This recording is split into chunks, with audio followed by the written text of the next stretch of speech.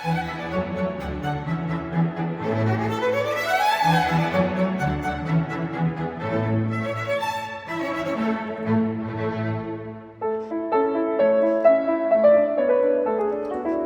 and welcome to Christ Church Cathedral.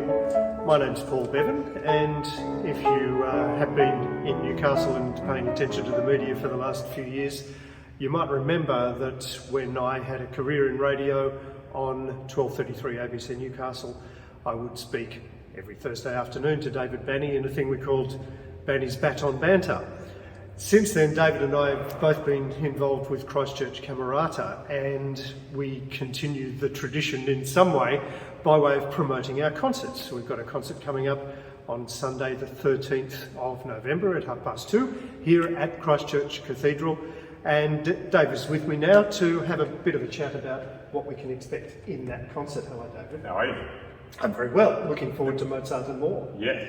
So this concert features Erin Sweetman, who also, if you remember our Banney's Baton Banter from back in the day, we spoke to Erin. In fact, Erin featured prominently on one of them where we showed off some of the then locally made pianos at the Stewart Piano Factory. Erin spent a lot of time with us there. And she's one of our greatest pianists and one of our greatest friends. Absolutely. And so it's going to be very exciting for you to be performing with her. She's doing Mozart. Yeah, and it's also not very often we get to play either a piano concerto or a Mozart concerto, partly because they usually need wind instruments as well as the strings. But there's this one early-ish piano concerto of Mozart which actually works perfectly either with some winds added to the strings or just with the strings in the accompaniment. So a concerto is a piece for a solo instrument, in this case the piano, with an orchestra.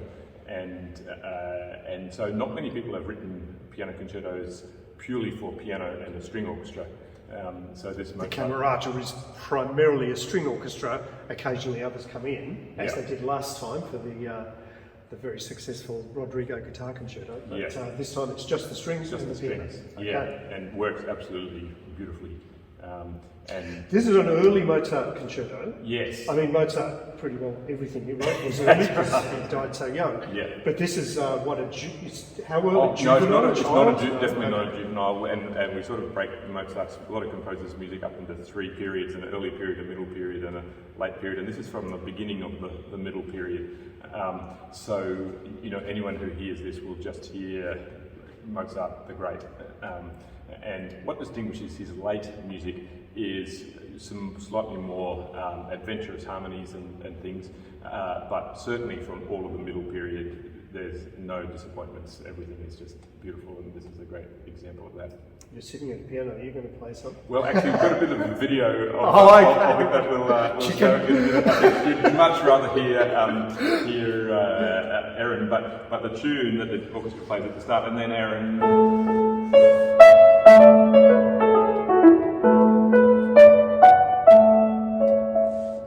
Absolutely beautiful. And almost, even just with that kind of two hands, you've got like two fingers, you can still identify that as Mozart. There you go, 2 fingers.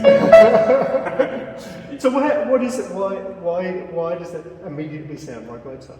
Well, I think some of the things, Mozart was in the middle of the 1700s, and it was a period of time in which, in some ways, European music was its sort of most crystalline, in some ways at this sort of perfect time, and what led up to it. Is this what we call Viennese classicism? That's right. The heyday of Viennese culture. That's right, and then what came out of that got more and more chromatic. It eventually ended up with this sort of.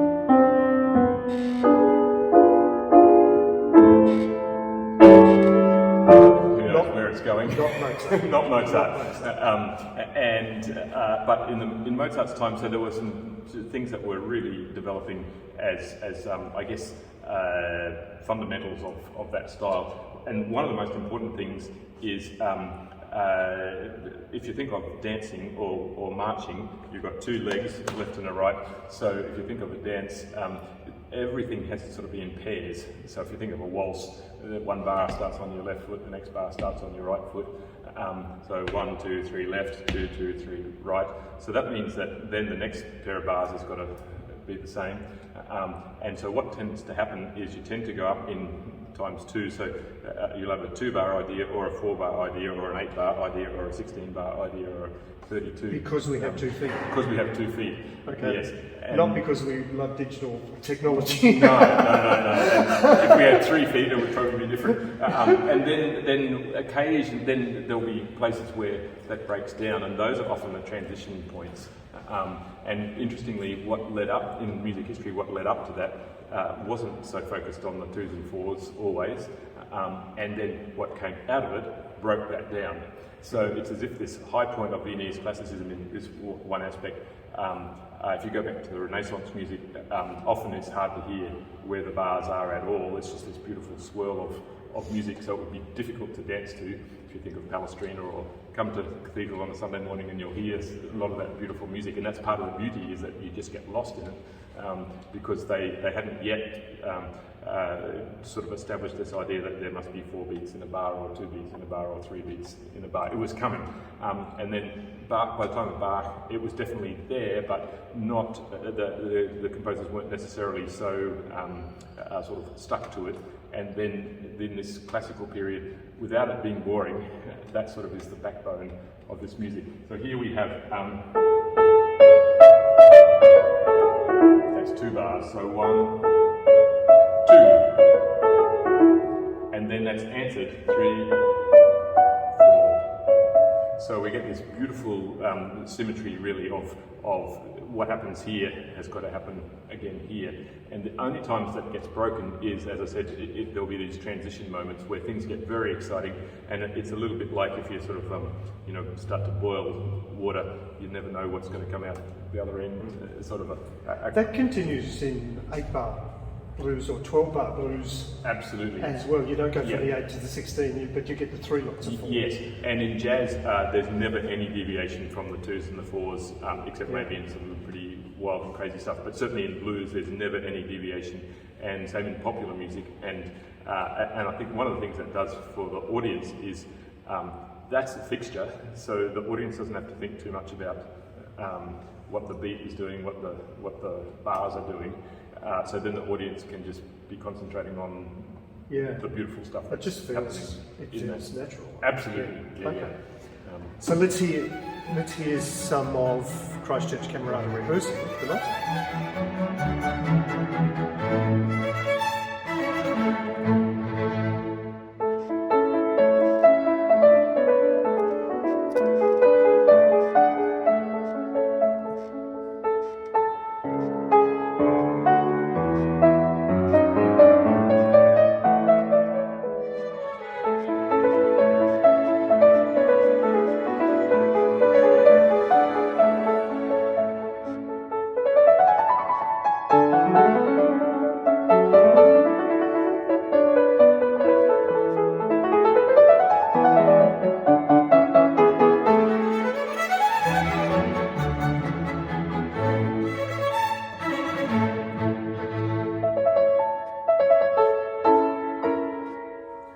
So that's some of what you're in for in this fantastic concert coming up on Sunday the 13th at 2:30 here at Christ Church Cathedral. I'm Paul Bevan. I'm here with David Banney, who is the conductor of Christ Church Camerata. That piece will be with Erin Sweetman playing the piano. That will be followed by a piece that you've taken from antiquity and turned it into what? Let's talk about La Folia. Yeah, well, La Folia, it's an interesting word, F-O-L-I-E-A, and probably the best translation is folly. But it's actually almost a concept rather than a tune, or the closest thing is it's a series of chords that sound like this.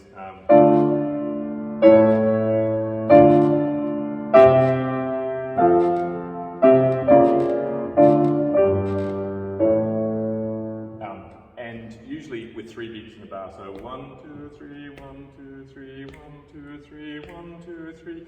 And then composers of, as you said, of antiquity, so 1600s, 1700s, would take this chord progression, and there was a melody that sort of became popular over the top of it, and it's definitely danceable. So almost certainly people would dance. It's the to bum these. bum buddy. That's right. So,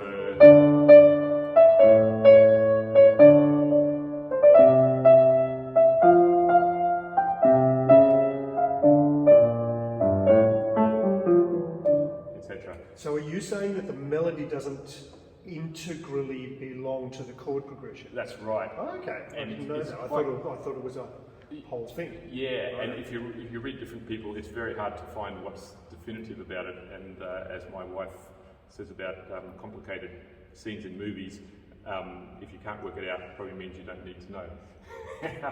But it almost certainly was a dance form, and probably that there was just these 3 beats in a bar, and the musicians would make things up as it went along. But what it also does seem to have is this particular rhythm: 1, 2, 3, and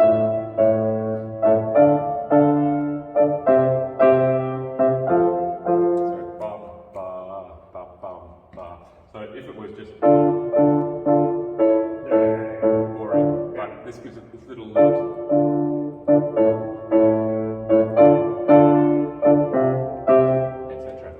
So what have you done with it? Well, how did that inspire you? I've started with the tune that so many of these composers used, and even 20th century composers, for example, Rachmaninoff actually used it as a basis for a big set of piano variations. So the tradition of using it as a set of variations, as a sort of basis for variations, has lasted a long time. There's something quite magical about it, isn't it? Yeah, the chord progression just sets itself up. And when I was writing, Funnily, also in that initial theme, it's the dum dum da dum ba dum bum ba da dum. That correct. What is that note? Well, why is that important? It starts minor, and this takes us back to the minor key, but then that doesn't belong to what we were just doing, and then it takes us to the major.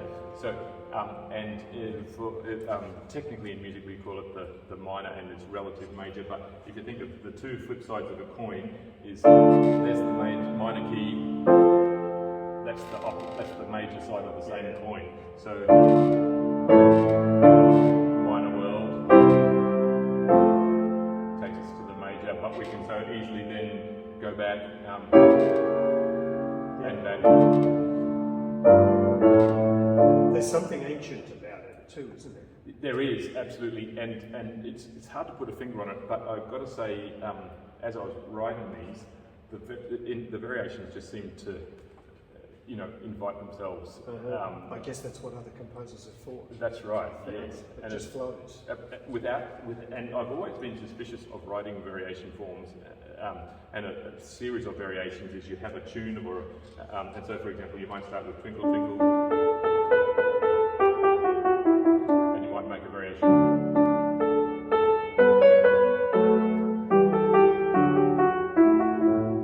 And a lot of sets of variations are no more exciting than that. Mozart wrote a beautiful set of variations on that. Yeah. But there's a lot of sets of variations that just will bore anyone to tears. And so I've always been suspicious as a composer of, it seemed like a form that's sort of, in a way, too easy to write, and you end up writing it badly. Yeah. So this is actually the first set of variations I've ever written. They tend to sometimes be quite long pieces, and they can just be in the same key over and over again. That's and right. You just get bored. Absolutely. And so what I hope with this piece is I've tried to make it a structure that you wouldn't even need to know that it's a set of variations, and the variations flow from one into the other, and there are some slow parts and does change key. So written for the Camerata? Actually written for, in fact I'd written a very easy version of variations for a very young orchestra, and I got my senior student orchestra to play it, and they said, this is fantastic. But they weren't concerned at all that it was too easy for them, and so then I wrote them a harder version, and this is it. Okay. And so it was written for Newcastle strings, but now Camerata are playing it magnificently, of course. So that's the La Folia. And one thing that probably I could say about this is one of the images that kept coming up as I was writing this was my first time in Florence, where I woke up on a train, having arrived in Florence, and realised that Florence is not waiting for you. You walk out onto the train station, Florence is happening and you're suddenly bang in the middle of craziness. Yeah. And so there's a couple of variations where I'm trying to get this craziness of Mediterranean Latino life into it. Okay. So that's the middle piece. So that'll be the first piece. Oh, the first piece. Then the Mozart, and then we're finishing with Tchaikovsky. Yeah. Now the Camerata does serenades. You've done a few serenades, haven't you? Yeah. It's the Dvorak Serenade and the Elgar Serenade. And yes. This is the Tchaikovsky Serenade. You've done at least part of this serenade before, because I remember we did a whole banter on it, didn't we? Yeah, that's right. We've played this piece a few times over the 12 years or so that we've been together, and I think it's probably arguable that it's the most popular of all the serenades, and the composers wrote symphonies for symphony orchestras. For string orchestras, they're sort of big pieces, what we call serenades, and literally what you think of if someone's serenading somebody, that's literally what serenades were. So they sort of originally were background music, and Mozart, for example, wrote lots of serenades which were literally written as background music for wealthy parties. But this is not background music. Yeah. This is like a symphony for a string orchestra. And if people know Tchaikovsky's ballets, in fact, I mean, I'm sure many people who know Tchaikovsky's ballets already know this serenade. But if you think of the Nutcracker and Swan Lake, that beautiful music, and then Tchaikovsky's great, massive symphonies, this is like a symphony for a string orchestra. As you used to say on the banter, Mozart is all about operas, and Tchaikovsky is all about ballets. Definitely. So this is the ballet. Do you want to give us a... Yeah, well, it's a ballet, but it's also, to me, I think there's something very cinematographic about this, even though long before movies and TV occurred. But what I say to the orchestra, there's a scene in Anna Karenina where she, for this first time, goes to a great ball, and she is led into this room. The doors open, and there she is in this ballroom, and she's struck by the brightness of the lights. This room just full of light and energy and sound. And to me, that's the opening. So.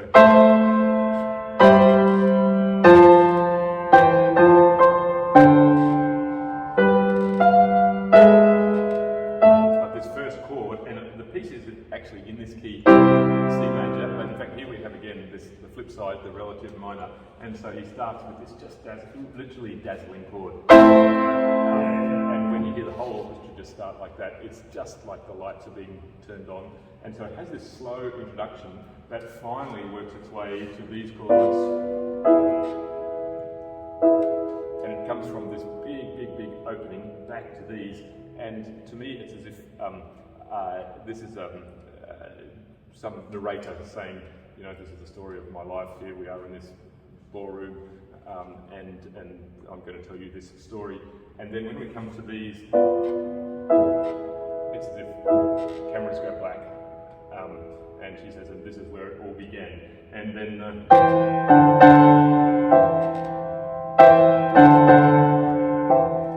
for a composer who is all about melodies, this is a remarkably unmelodic statement. And it's sort of like it also reminds me of a piano accordion, the great Russian sort of instrument. And it's the sort of thing that an accordion player would just relish. And it's as if it expands and contracts, and then it goes on with this beautiful melodies appear. And it's as if that's the start of the story. And then the first movement is a big movement. It's quite long and rich, and then comes a waltz, and the waltz is just beautiful. I'm sure many people know.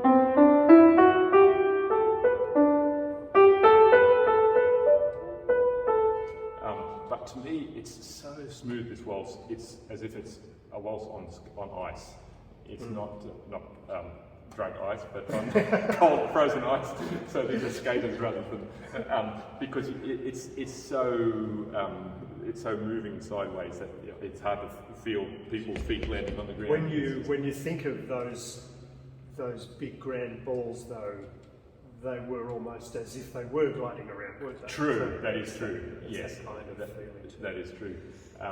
And then what's called an elegy. Elegy is a sort of a sad song, a song of remembrance about something sad that's happened, and we don't know what that is, but it starts with this beautiful.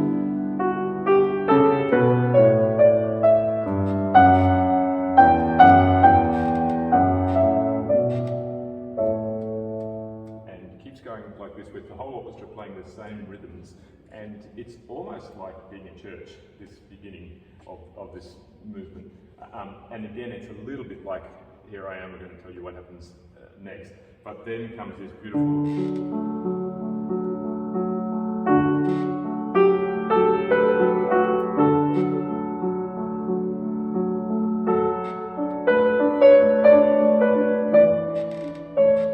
So Tchaikovsky. Absolutely. And so there's the tune. What a tune. One of the interesting things, Tchaikovsky always felt reluctant to write symphonies because ballets were Tchaikovsky's perfect vehicle because he wrote melodies so beautifully. And the style of ballets at his time were that there would be a tune, and another tune, and another tune, and another tune. And so that was what he was born to do. Whereas symphonies, you have little tunes, but then there's this expectation, it's a bit more intellectual, that you take the tune and you do something with it. So it's not a tune, but it's ready to go and to play with. So that's a symphonic thing. But but Tchaikovsky gets around this beautifully in here, and to me this is the love scene, or the meeting of this couple, whoever they might be. And there are all sorts of things happening in the orchestra. There's great drama in the middle of the movement, and then there's this marvellous bit where the violas have a tune, but then the second violin's answer. And is that the other person that this person's singing to, or is that some onlooker saying, isn't this beautiful? And then the first violin's on top of that. So there are these three things happening, and to me it's as if the violas, here's the man singing of his love, and then there are these onlookers saying, isn't this beautiful? But then, when everything finally feels like it's finally coming together,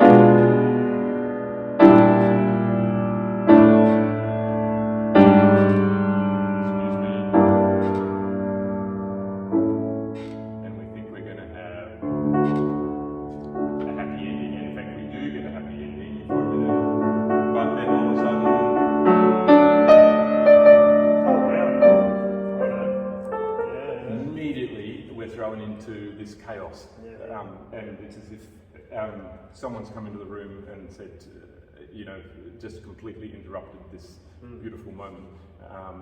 Something terrible's happened. The war started, and you've got to remember Tchaikovsky was in this very rich time of Russian history. The heroin had consumption at that point. Well, it's as if to me it's.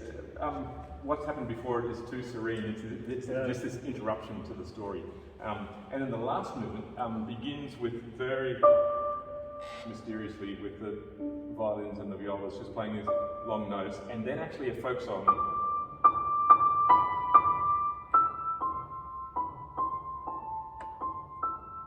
Which is actually a folk song. And that becomes the basis for another introduction, and then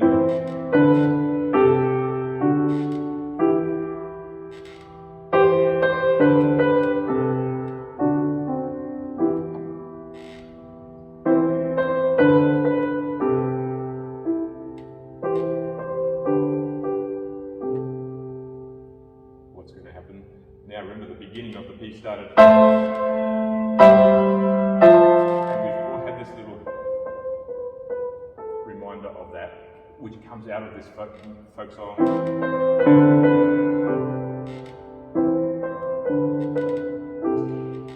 And then, so what was the first melody turns into this wonderful, which is the basis for the last movement. And then it all comes crashing down at the end with this 5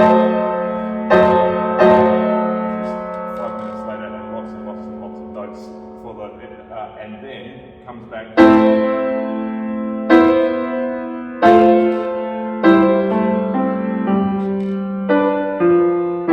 Etc. So with your original thought that this is a prelude, and then you go back in time, you hear the stories, we're now back in the present. We're now back in the present, so we're finally where we started.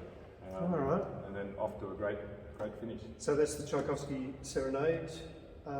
It sounds like going to be a really good fun concert. Fantastic. Okay, good on you, David. So that concert is here at Christ Church Cathedral, Sunday the 13th of November, 2:30. See you